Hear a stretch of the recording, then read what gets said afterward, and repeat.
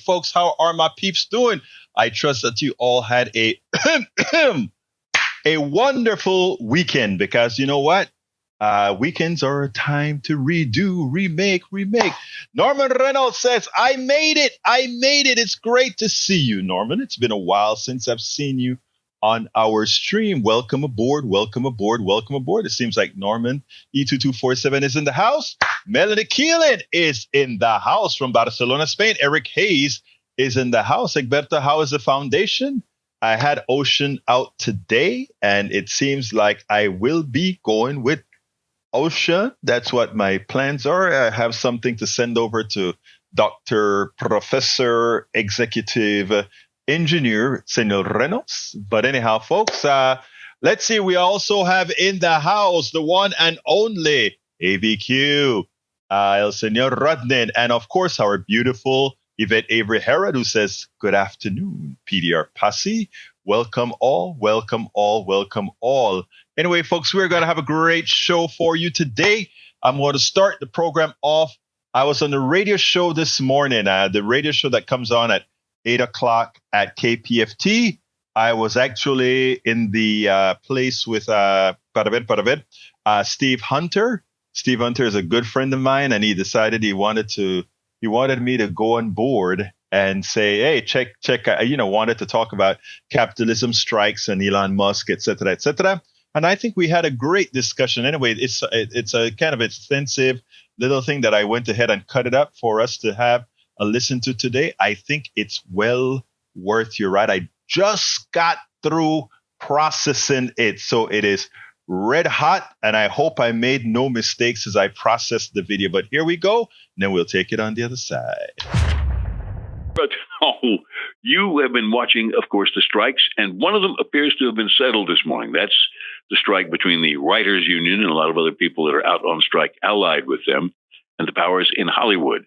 They appear to have settled it. It's not yet tight, but it's enough that some people are going back to work immediately on the basis of it. And, of course, in Canada, Ford and the UAW have just inked an agreement. Yes, kind of a surprise. That one came a little bit early. And, of course, in the U.S., the UAW, the United Auto Workers, is taking it kind of easy on Ford because they say that Ford's giving them some of the major concessions, including a cost of living adjustment, which is a big deal to that union right now, while GM and what used to be Chrysler are still holding out. Now, as you look at all this structure, my friend, what do you see? Do you see some progress, or do you see signs of just the old system going on? What do you see? How is all this occurring to you, my friend? I see a lot of progress. I am starting to see that the unions are again asserting their worth, which I think is very, very important, and they do so.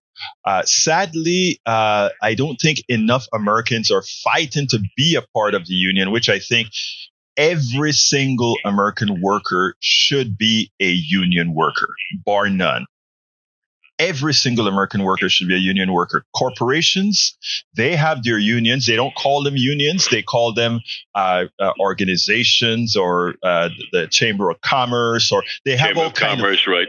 Or right. Congress. Exactly. Anyway, I yes. love that. I love that, Steve, our Congress. So what workers need to do is come as a block. And I tell you, I'm still waiting for us to execute a national strike. I mean, a complete national strike, except for doctors and police officers, etc., to remind all employers that employees are stakeholders. And just like I can know whatever I know, but I can't fix my car. Therefore, we need to learn about what equity is. Nobody's job is should supersede somebody else's. Now, we're going to get to the questions of inflation in a half second. But once again, let's get back to that phone number, 713-526-5738. And when you hear that first little hello recording, then you hit a 2, and that'll put you through the studios. And Jack or Rico, one or the other, will grab you and put you on the air. And we are not, apparently, well, we'll figure this out in a minute. We're still having some sound problems. That's okay. So, 713-526-5738. Now, this is an important conversation this morning. It's one we don't have very often, which is the whole question about the economy, whether the economy is after all a giant conspiracy of corporations to steal your money, or whether it's just kind of the way capitalism works. When it's a somewhat enlightened capitalism system, there needs maybe a lot more enlightenment. And as by way as a radical moderate, I would certainly go with that second part. Still needs a lot more enlightenment. Okay, Egberto, I have a funny feeling you've got some things to say about that. Yeah, you nailed it. Actually, Steve, you nailed it. Our economic system is, in fact, a capitalist system. You're absolutely right. And in a capitalist system, it says that the only people of worth are those who have capital, and everybody else are worked by some sort of a contract with the capital system. I mean, it's only a step above what slavery used to be. And what I call it now is antiseptic slavery. And what I mean is the following. You go out there and you work for a company and you bring in a lot of income for that company. But you have a contract that says, whether it's implied or physical, you have a contract that says this is how much you make. That company does superbly well. And all the spoils go to the stockholders. All the spoils go to the employer. All the execs get their bonuses. The employees get nothing. A few of the exec level may get a few bonuses, etc. But under our current capitalist system, the employees are no more than high-level slaves. I mean, I know people don't like to hear that, but it's what we are. And the example and what proves this point is that over the last 40 years, when we have removed the controls on the negativity of capitalism, the income inequality and the wealth disparity has shifted to just a few. I mean, there's nothing like having evidence out there, proof that is what a system brings. And until we get over that glory, glory, hallelujah, and somehow trying to equate capitalism with freedom and capitalism with democracy, we have failed. If we don't get that to the people, we've failed them, because there is no way that we can say the people who own capital determine where you're going to work or what you're going to do, and then and management decides what to do, and somehow call that freedom. It is not. And now I'm going to stop you for a second. Yes, sir. I wanted to let you go, but there was going to be a break somewhere. You're as bad as I am. If we wait for a break, it's going to be a long wait. Hey, buddy, that's all right, my friend. You're a talk show host, and that's what you're supposed to be doing. Look, my friend, some people would say that as you look back at the people who basically created the theoretical underpinnings for the capitalist system. They did not say that the only people that count are the people who have the capital. What they said is that the assignment of resources is much more efficient using this system they call capitalism. And all of those people, all of those core people, and almost all of 1 cent, with the exception of some people that were big, that preceded Mr. Reagan. Now, it goes back a lot further than that, obviously, in the 20s and long before that. But the bottom line is, but none of those people said that labor doesn't count or is not an equal player in this kind of game. The question is that people, they were counting on people's self-interest, including the enormous risk that they were taking, because as I think you know, close to 90% of all new businesses fail. And that includes big ones. To go for a fair length of time, the ones that look like they're making a lot of money, many of them don't even exist a decade later. It is how it is. But all those things, including risk, that's going to be handled by the capitalist system, assuming, and that was the thing that began to be an assumption later on, that there are some constraints on that. You and I think, me as a radical moderate, and you as, how would you describe yourself? How would you describe yourself? I'm a left-wing liberal who believes in looking at evidence. Okay, that's a pretty reasonable status. And in general, you would have to look at what the results have been. And unless you are, I have a father-in-law who's an extremely wealthy man, and he does that by turning companies around. He was in President Reagan's cabinet. He did a lot of things, and he's accomplished some extraordinary things. He's helped build the U.S. space industry. He's done a lot of astounding things that involved stupendous risks. And some of them, it came out of his pocket. In fairness, he's accomplished a lot in terms of generating jobs over the years. But there's no question that he's sitting in a pretty comfortable house out on Long Island right now. You can guess where. And that's because he's earned the money that as he's in retirement, he doesn't have to worry about whether Social Security is going to cover it or not.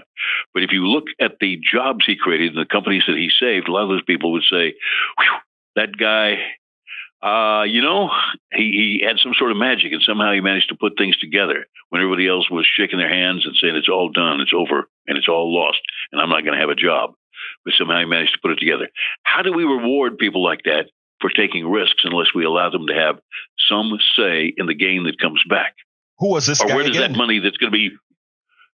As in this case, it's my father-in-law. Okay, let me talk about your father-in-law because I'm not going to use his name. Yep, that's fine, ahead. but I want to personalize this because I think I think when we talk about things in the abstract, what happens is people don't see the big picture. Now I am talking to your father-in-law, somebody that I cannot call an evil, selfish person. The way we'll talk about. So by the way, let me add something. He lives fairly modestly. He doesn't have a gigantic mansion. No. I get it. He does have a house in Colorado, one in Florida. And he has a pretty nice one out on Long Island. Go ahead. I get it.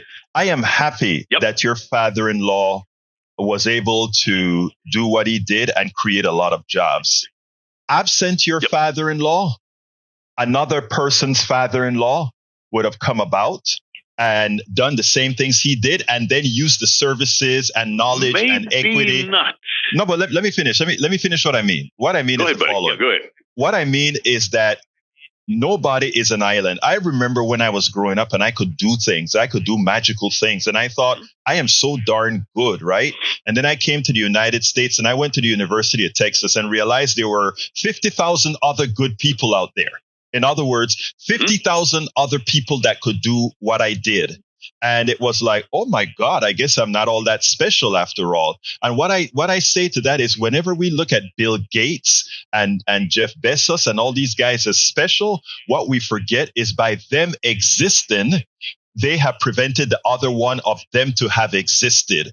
In other words, in the way things occur in society, there was going to be a need for the space thing. And if the values exist within the society that can create that, somebody would have stepped out to do it. And then all the workers whose brains your father-in-law used, because your father-in-law had an idea and a structure. And then he used the brain power. He used the intellect of hundreds and thousands of other people. And when I say hundreds of thousands of people, that's what I mean. Because for him to have done what he has done, he was dependent on the composite knowledge of people throughout the centuries of people paying taxes to create that knowledge. He is a great aggregator, right? And a lot of capitalists are great aggregators of things, right?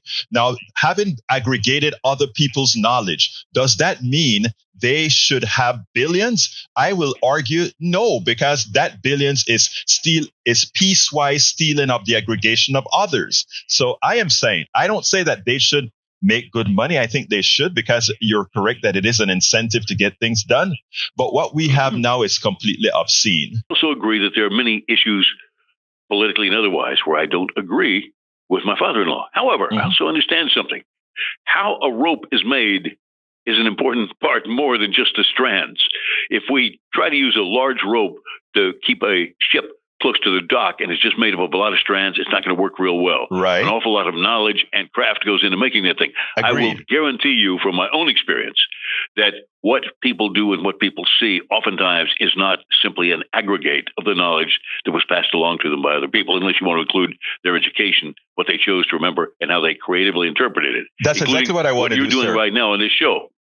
You're using English, which is obviously not something that was created by you, and it's been passed along to you. However, I think we would both agree that you use it creatively. And I think you and I, one of our goals is to try to have our sentences, in some cases, be something no one's ever said exactly that way. But Steve, let's go further. Let me butter you up a little bit, okay? Let me butter you up a little bit, okay? Don't need to, but go ahead. No, but what I'm saying, this is important.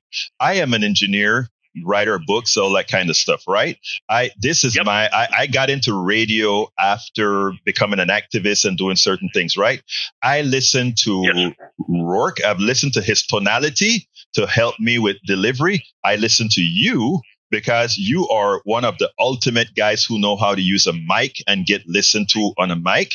And I am getting good at what I do, not because of Egberto, but because of the composite and the aggregation of what I've gotten from a lot of other people. So what I'm saying is, but you're choosing all those influences, my friend. But go ahead, buddy. I may be choosing all those influences, but absent those influences, I would not have chosen. So what I'm saying is, look, I'm not saying that Bill Gates does not deserve millions of dollars. He does deserve millions of dollars. He does not deserve billions of dollars, because that is skimmed off of the millions of people that worked for him. Okay, I am now, saying. Egberto, let me add something. So I'm going to stop you for a second. Now, there are places where you and I would probably agree on things, but in general, in the more broad strokes of it, might not. So let's stop for a second. Yes. If we look back at the economy of the United States, for that matter, of the United Kingdom and for a lot of other areas, we see in many cases, some years ago, because of taxation, because of a lot of other influences, that there was a limitation for how many times the multiple was between an average worker and the average CEO that ran that company. For that matter, in some cases, the people who owned the companies, were including those being the stockholders, who either individually or as a mass, say as an investment trust in charge of an insurance company or in charge of a retirement fund or a lot of those things. All those people are still made up of people. And of course, they have to have money to make that whole system work. But let's stop for a second. What I'm getting at is, has the multiple gotten incredibly out of control? There are a lot of people who would say yes. There are a lot of people who'd be listening to me right now who would say, no. This gives it free reign. Well, that's what politics is all about. And I have a funny feeling there's about to be a swing that's going to put some correction back into this. But the question again becomes, now when you and I start talking about somebody who takes an enormous amount of risk and whose knowledge and whose sense of how to weave those bits of fiber that we call a rope, and in this case, the net that we all live in, and it is not a simple thing, as we both know, whether it's capitalism or whether it's some sort of a planned economy, of which, by the way, modern capitalism is a mix. But the point is, if you have all of those things working together, then there are profound decisions that are of great work of originality, whether we realize that or not. The soft landing that we just had as we came out of inflation, and the best classical way to solve the problem was, of course, working with interest rates and other things. But that soft landing we have, which now may be somewhat disturbed by a big period of labor activism, the point is, all that took individuals making, in some cases, rather inspired decisions that included risks of their jobs and risks politically of the people who put them in those positions, other things. But it was not something, frankly, that had ever really happened before. A lot of people don't look at what just happened and realize you are living through a rather historic economic event. And it has a sense that the theory and the computers and the things that back it up and the things that make it possible, all those things have had some breakthroughs. And maybe also, I think you underestimate the degree to which capitalists in many cases have enormous compassion for the people who work for them. Now, is that always the case? Of course it's not. When we start looking at large organizations, you could choose some of whom you think it isn't. I'm not so sure I would choose Jeff Bezos as one of the examples of capitalism gone amok, because although he's making a chunk of money, the creation of Amazon was a fascinating and continuing saga. As you know, there's a brand new book out right now about Elon Musk, and it looks at him in great depth. The same guy, by the way, who did the biography, of course, for Mr. Jobs, the man who created Apple. The interesting point of all this is that the book ultimately refers to him in an interesting way as a man-child, and it's not meant to be some sort of an insult or anything that makes him smaller. What they're basically saying is there are things about Elon Musk that we might not agree with, but those are some of the traits that make him extremely creative in what he does. He breaks things and then makes them work together. Let's go back. Do me a favor real quickly. Rico, grab your mic for a second, buddy. You're taking all these calls to them. Who should we be going to right now? Okay, you said something about Kevin for a minute. What was Kevin's question for Egberto? Kevin had to go to work, so he couldn't stay on. And all I got from him was he had a question for Egberto on his stance on the self-employed. I love the idea that the caller mentioned the sole proprietor. Sole proprietor is what I call true and real and free enterprise. I believe in free enterprise. I don't believe in capitalism. I don't believe capitalism is the efficient allocation of resources. If you doubt it, look at our medical system, our medical sphere. It is a bastion of capitalism, and it definitely doesn't work as well as it does in Canada, France, Taiwan, and these other places. Okay, but I'm going to stop you for a second. I don't think it is a bastion of capitalism. I think it's actually a bastion of what we might call a corrupted capitalism, where a lot of influence has come in to say, okay, we got to protect the interest holders, and this is the way it's working, and we're going to keep it that way because it benefits those interest holders. I'm not sure, by the way, in the case of Milton Friedman, so it may not be a deal with the devil that doesn't pay off. Let me just say, we get some rather extraordinary drugs. Go ahead, buddy. Let me just say that Milton Friedman, the latest god of capitalism, says that exactly how the medical system is running is what capitalism is supposed to do. Do whatever is necessary to maximize the value and profits of the shareholders. Be damned the environment. Be damned the employee. The executives have no responsibility other than to. Not an awful lot of people who would say Milton Friedman is a god of capitalism. But keep going, buddy. Well, keep going. Chile, all of that they would, but and the Chicago boys. But anyway, let's just say the other quick. So I love that the caller asked about the sole proprietor. The sole proprietor is the bastion of free enterprise because he is the one that really works the stuff. Capitalism says that we create jobs by abstraction. What I mean by that is you have somebody who creates a company. Eventually, that company is capitalized. That capitalization is in the form of shares. The shares go to people who do no work. It's called passive income for them. And based on what they want to see in the increase. Wait. Why are they shareholders? Why, Egberto, why are they shareholders? If they did nothing, why are they shareholders? Because they want to make some money off of somebody else's labor. No. Where did the money that they're investing to become shareholders? Where did that come from? Did it come from the sky?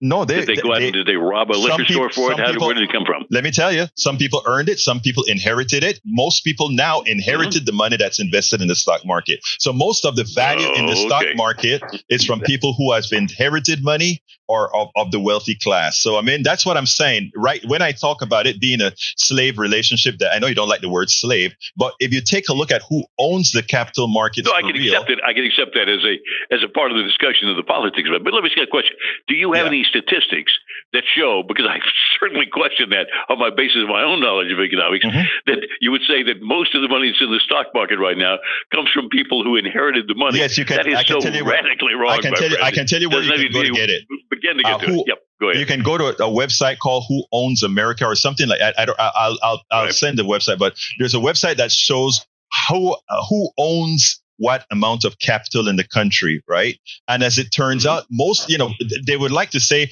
retirement funds own a lot of capital, etc. It turns out that is not the case. We have yet to understand the wealth of the very few in this country. And when we start to understand how much pilfering actually occurs, people start to get a different opinion. It's like, oh my God, like, let's just look at West Texas and who owns all the land in West Texas. A few families, hundreds of thousands of acres of land.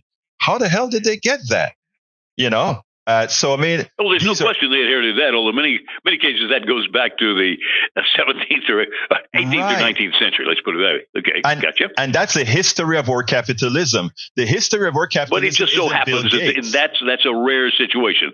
They own some land under which there was a resource that ultimately is being produced. Let me ask you a quick question. Egberto, looking back at all this, when you look at the wealth of a corporation that's supposedly owned or controlled by somebody, I suspect you and I both know, however, that doesn't mean they actually own all that stuff. They don't own those giant machines. They don't own those employees. They ultimately have some control over the direction it takes, but it's not quite the same if you happen to be a billionaire owner such as the man who created Amazon. Right. He doesn't actually own all the things that are Amazon. His wealth, in theory, shows that, but it's not quite the same thing as me owning a house or my car or whatever. And it does involve assets that create stupendous employment. But again, that is something that he did create. Keep going. That is a part that I disagree with. Because look, you remember, I think you mentioned earlier that Elon Musk is innovative, right? Elon Musk, for those who, I'm an engineer, I can tell you categorically Elon Musk is not innovative. Elon Musk can't write sufficiently a line of code. Elon Musk doesn't sufficiently understand dynamics. That what Elon Musk did with a suborbital flight, I found amusing. Since when I worked for NASA, we put a Skylab. I mean, not a Skylab, a space station up there. He barely touched space. Let's be real. Now that he's sending some trips over to the station, look, none of that was his technology. All of that is our technology. So Elon Musk isn't this innovative guy. This guy had the resources given to him, many by the government and others. The electric cars he didn't create, right? No question about that. By the way, his passion actually is the space industry. By the way, as a person who I think is reasonably trained in that industry, I disagree with you strongly about the breakthrough thinking that went into many of the things that Elon Musk is doing with SpaceX and the other things he's doing. In many cases, it did involve breaking a lot of eggs, and it turned out that breaking those eggs was exactly the way to move forward. And it is an act of creation that I think the fact that he was able to talk industry and government into providing some of the funding greatly understates the degree of innovation. But and my brother, clear thinking he put into that. I think you're greatly underestimating. I know you said that, but let me get. Can I give an example? Wait, hold on a second, because I'm going to finish this one sentence. You and I differ in one other thing.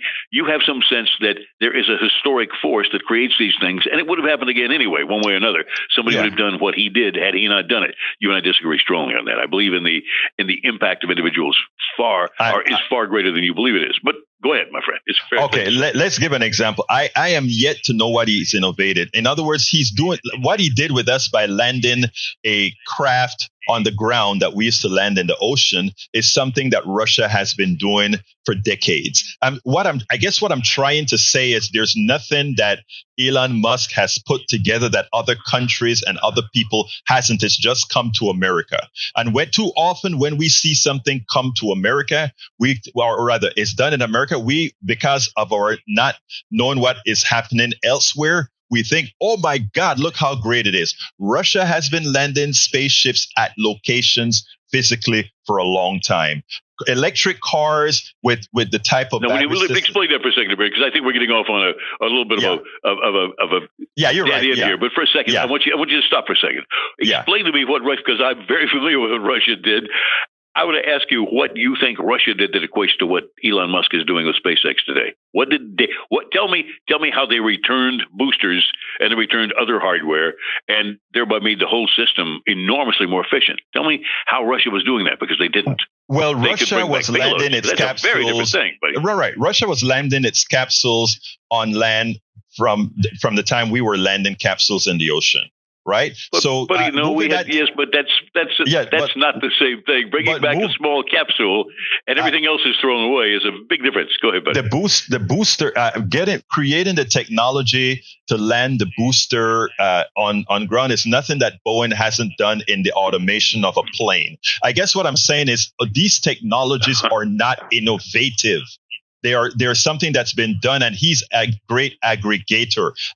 Look, I have nothing to lose for not liking Elon Musk. What I'm saying is, I wish that the reporting on Elon Musk made more sense in that it not make people believe he was some sort of a god, but that he's just another good capitalist who knows how to aggregate stuff. But the things that he's done, there's absolutely nothing innovative he has done. He's using all of our technologies we've developed and been using at NASA for some time. We're almost at the end of the show. Egberto, it's not fair, but I'm going to have to throw it to you for 1 minute, my friend, and we'll continue this conversation. Oh, that's all I need. This is an interesting morning. I put voice to listeners this morning. Go ahead, my friend. Yeah, go. Yeah, Lane was actually and nailed it.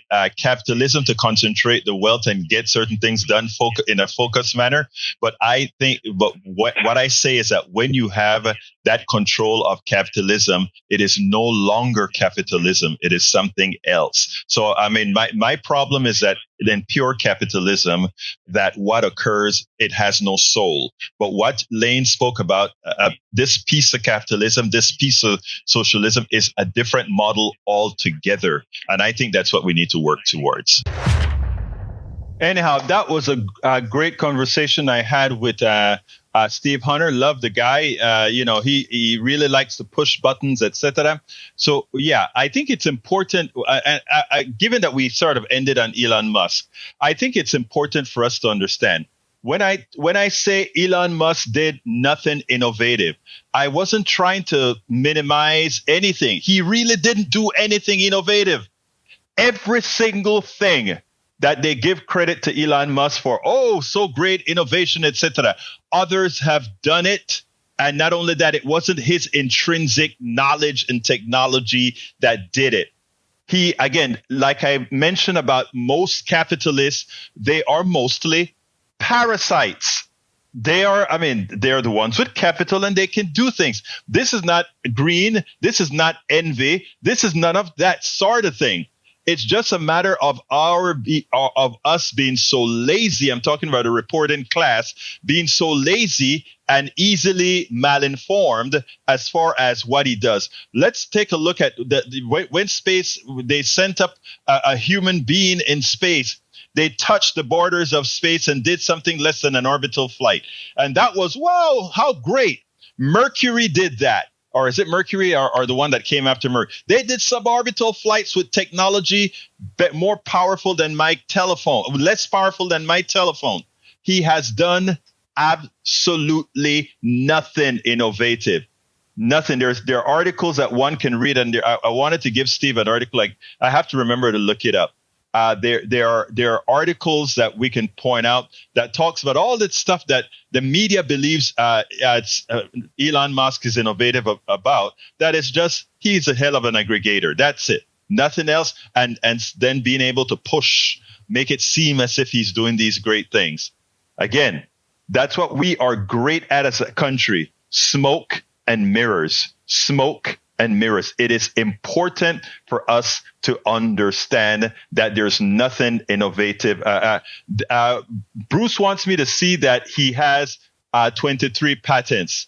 None of them, I'm looking at the patents right now. I tell you what I'm going to do, because it seems like a lot of people sort of take offense when one talks about the thing that makes Elon Musk seem like he's more than he really is. So what I'm going to do right now is I'm going to go to our second story, which is I love Sara Nelson, who is the leader of the ¿cómo se llama? The union, the workers, the flyer union. Anyway, check this out, and then we'll take it on the other side. Well, let me get it started correctly, and then we'll take it on the other side. Ali Velshi interviewed Sara Nelson, the Association of Flight Attendants. It's a union for flight attendants. And I tell you, there are a lot of union people that are speaking out now. The unions are on the rise again. Most Americans are supporting the unions again after there has been a concerted effort by right-wing organizations, by plutocrats, by think tanks put out like the Heritage Foundation and Cato Institute, etc. Finally, Americans are starting to wake up. And what does that mean? It actually means that they realize the reason for unions. They're starting not to believe the crap that comes out of the executives in these corporations, who always get these big time raises. Whether the company is doing good or the company is doing badly, they get raises. When they are fired, they get golden parachutes with millions of dollars to leave. When the employee is poor, they just throw them to the curb. When the company is not making as much as it should, they throw them to the curb. When the company is failing because of the executives, they throw them to the curb. When the companies are doing very well because of the efficiencies, all the monies from the efficiencies go to having workers work harder. As the executives take the profits from their efficiency, people are starting to wake up. And, you know, one of the things that one has to be able to do is articulate in a manner that bread and butter person, that person that is not necessarily a scholar or whatever, understands exactly what's going on. That is the reason I really like to hear Ali Velshi talks about the union subject, as well as the Association of Flight Attendants President Sara Nelson. She is very, very good at tying the knots together and putting it all in one piece. Check this out, and then we'll take it on the other side. Joining us now is the union leader, Sara Nelson. She's the president of the Association of Flight Attendants. Sarah, you and I were just talking about this the other day, whether the White House is prepared to put a thumb on the scale on this one and how involved they'll get. There was talk that the Labor Secretary and Gene Sperling were going to go to the negotiations this week. That didn't happen. And then this. Am I making a big thing out of this, or is this a very big deal that the president is going to join the striking workers? Well, this shouldn't be a big deal, but it is a big deal because this is unprecedented. And it is happening because this president at his core is a labor guy. He believes in labor. He believes in labor rights. But it's also really happening. The real reason this is happening is because of the workers who are taking a stand all across the country. And this strike is historic, with UAW taking on the big three automakers all at once. Never happened in history either. We're talking about a lot of firsts in history. But I've said for a long time, start in the workplace and the politics will follow. And that's what we're seeing here. Something has happened. There's a change in tone with a lot of these labor leaders where they're coming in and saying, these are the requests we have. You might think they're outsized because they're 10 times what you ever offer us, but they're not as much as what you bosses are making. They're not as much as what the shareholders are making. And by the way, this is the moment to strike. So don't tell me to live to fight another day. This is actually when we're striking. I want to be really clear that it's the companies that are choosing the strikes, not the other way around. And you'd see that very clearly, that workers are making their demands up front. We're very clear about what our demands are. It has gone in the wrong direction for too long, essentially since Ronald Reagan fired the air traffic controllers in 1981. And it was open season on unions and a destruction of the strike. The strike is about coming to a deal. It is not about the strike. No worker wants to go on strike. But we want to go on strike when the company is not being fair, when they are not negotiating with us fairly. And that has been going on for too long. And so what we've said right up front with our demands is what we're willing to do. That's why UPS settled. It was a credible strike threat. It was serious from the Teamsters. That's what we're going to continue to see. And the big three apparently didn't get the message. Tim Scott, who's running for president, senator from South Carolina, could just mention Ronald Reagan and the air traffic controller strike. This is what he said at campaign stop in Iowa. Ronald Reagan gave us a great example when federal employees decided they were going to strike. He said, you strike, you're fired. Simple concept to me. To the extent that we could use that once again, absolutely. You don't actually have to be a labor leader to understand the basic law in this country. You can't actually do what Tim Scott just said. You can't tell people if you strike, you're fired. He's interfering with workers' rights here, and that's why the UAW filed a ULP, an unfair labor practice, against him. He doesn't have the right to do that. And he's also confusing the fact that Ronald Reagan fired the federal workers, which conceivably he was their boss. The president and the government is not the boss of the UAW workers. He's got the whole thing confused here. And especially, he's completely out of touch with the country. He is completely out of touch with where we are right now, where workers are saying, we have had enough. We're going to come together no matter what, take our fair share, because this economy, as Sean Fain has been saying, has been working for the billionaires. It hasn't been working for the working class. We're going to wreck their economy and we're going to build up our own. After the air traffic controller strike, it was open season on unions. But take a look at some recent polling from Reuters and Ipsos for the support for the strikers amongst all Americans. For the auto workers, 58% support, 32% oppose. For the Hollywood strike, 60% support, 27% oppose. Now, that's all Americans. Let's look at this even amongst Republicans. For the auto workers, more support than oppose. 48% support, 47% oppose. And for the Hollywood strikes, it's a dead heat. So the bottom line is public support is on the side of the unions, even in matters where it will affect the public, whether it's the TV you watch or the parcels you don't get delivered or the cars you're not going to buy or that are going to cost you more, or in the case of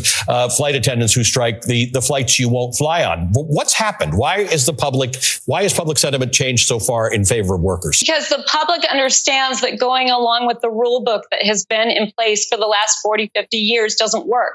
The idea that the corporate elite has said to us, you should feel lucky to have a job. The entire country is saying, no, you should feel lucky to have our work. We don't live to go to work. We go to work to live.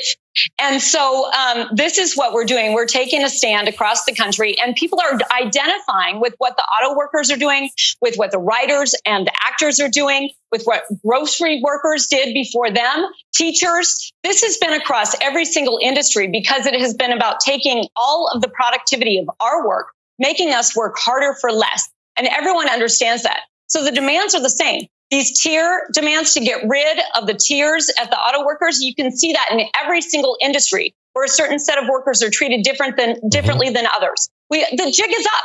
Like we know the playbook now, and the playbook of us sitting back and saying that we can only think about ourselves and stay within our own cocoon, and we're going to be okay, and we can pick up ourselves up by our bootstraps and do better.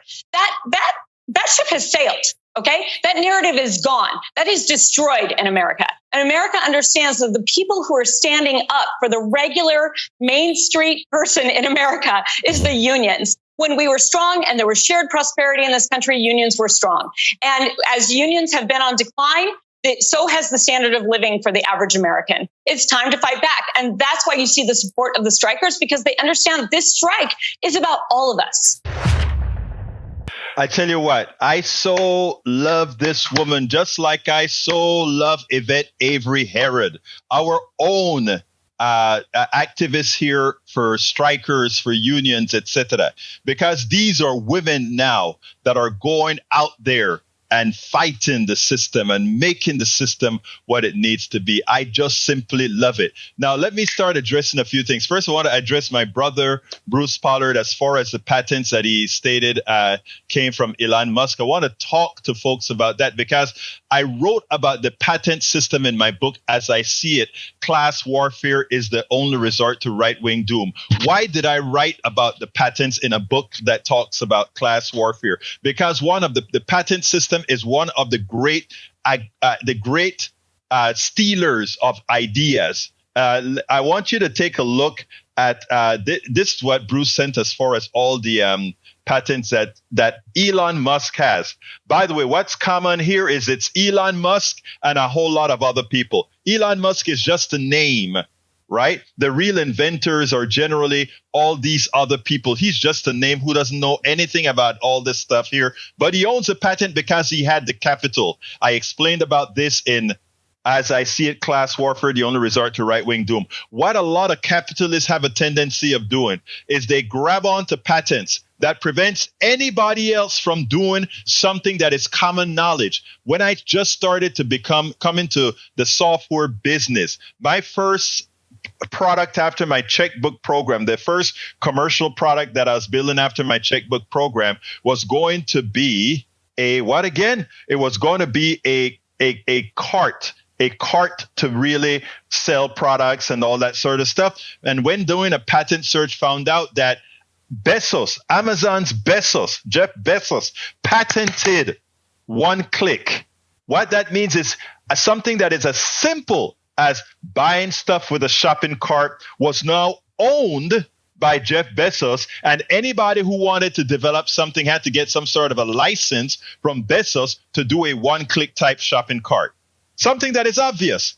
The same, read what the highlights of all these patents sound like. Pretty similar patents and things that a lot of other people would do, but don't necessarily want to spend the kind of money to create patents with orbital radius and on items. So what I'm saying, don't let somebody say, well, I have this amount of patents, get to you. Anybody can get patents if you're willing to spend and buy for the patent.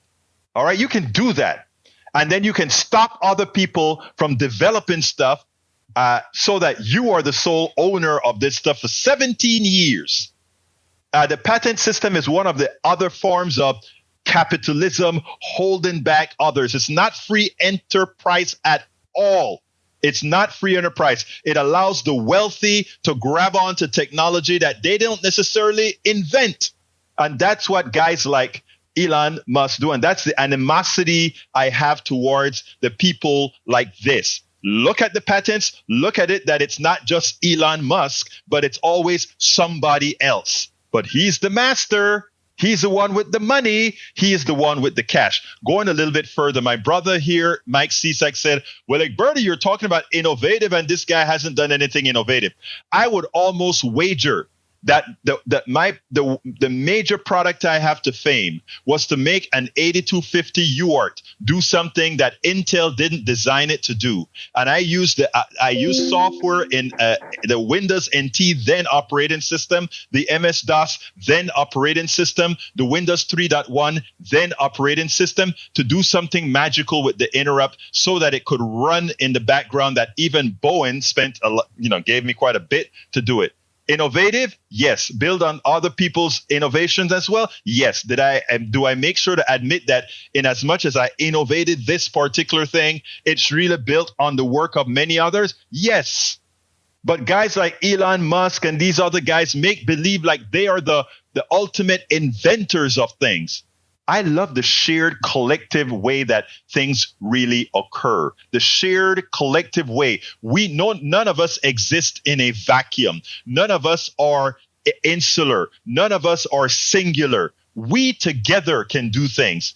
When you talk about all these guys, the capitalists, they create something, or they create or they buy the creation of something, and then they hold on to it, and all of us then pay them. It goes with the drug companies and what they do. The drug companies, they go buy the patent from the universities, and then they make a killing off of something we all together, the collective, created.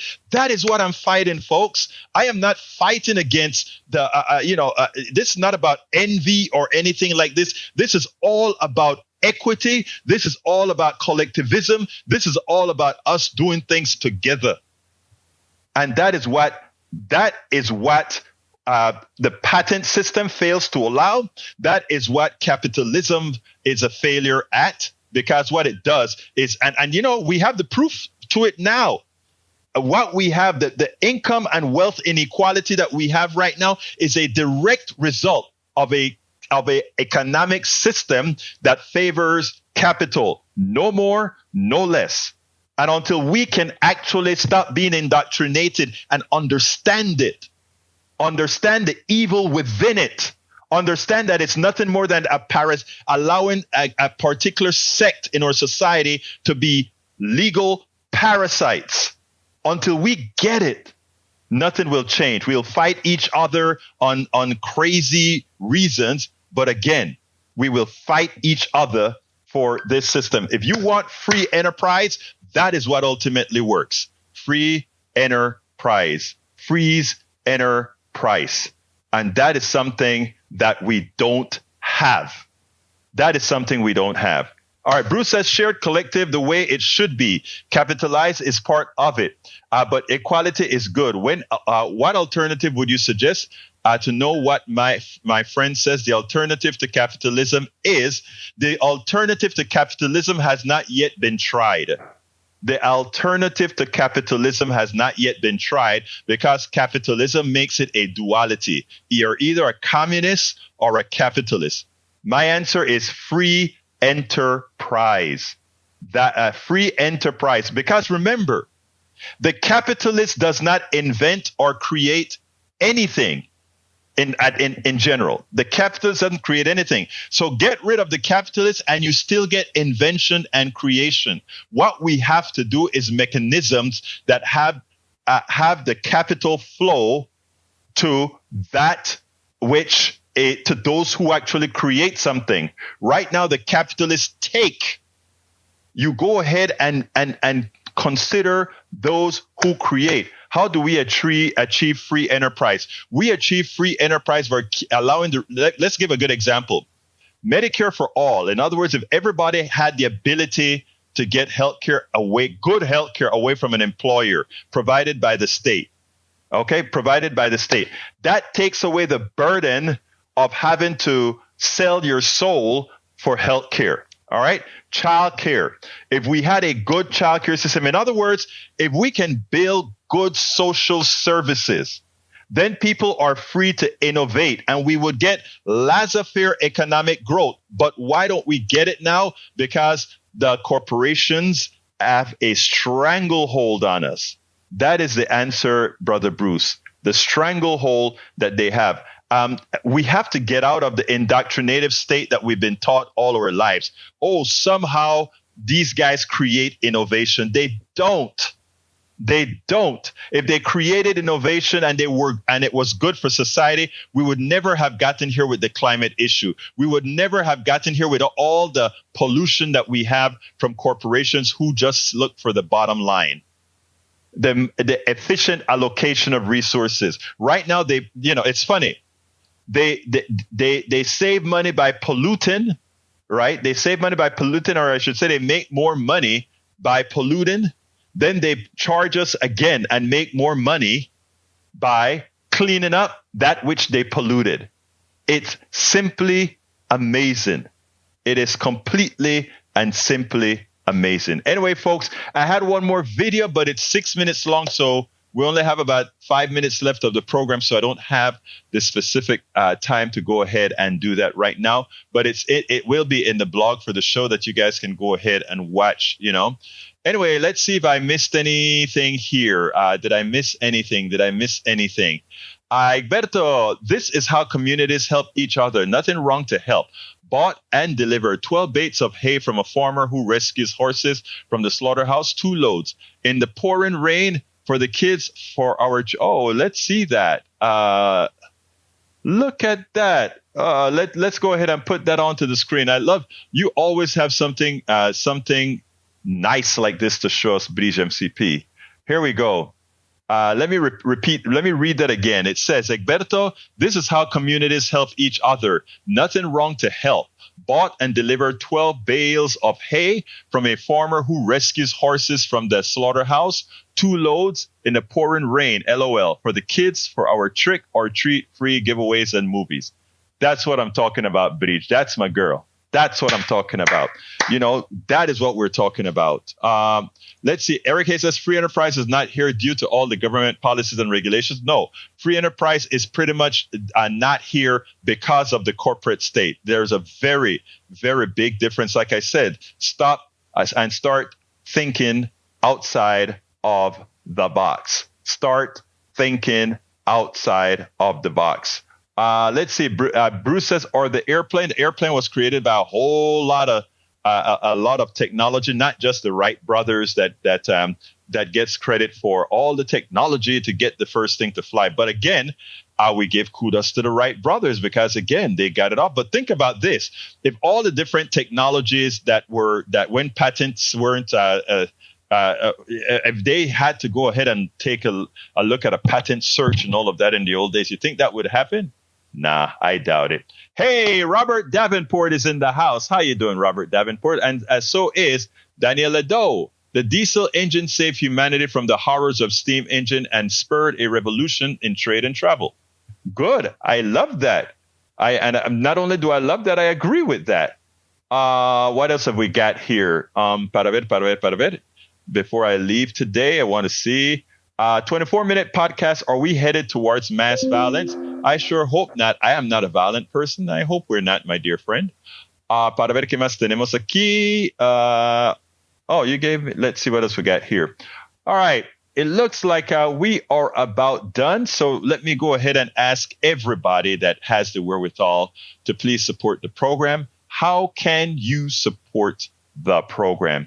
You can support the program by, first of all, going to politicsdoneright.com/support. politicsdoneright.com/support. I'm looking for the link right now. Please, anything that you can support with, remember, it's what we are going to do to get the truth out. Again, you don't have to agree with everything that I say at all, right? You don't have to agree with it.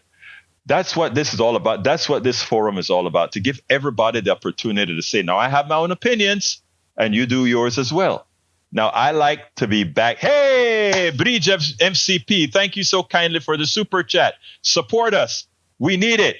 Yes, we do. Thank you, my dear sister, Buttigieg MCP, for your support.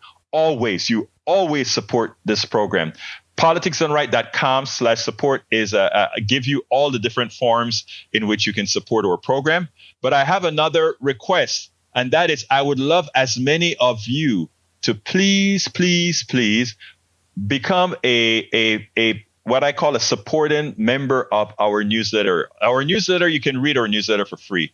But for those of you who become paid members, and that's just a coffee a month or less than a coffee a month, for those of you who become a paid supporter of our newsletter, all my books, the 5 books, I have 2 of them uploaded already. All 5 will be uploaded to Substack for you to read. All the subscribers can read our book online, the nice thing about Substack is they have an application now that you can read your stuff on the phone, just like you do right now on the computer or elsewhere.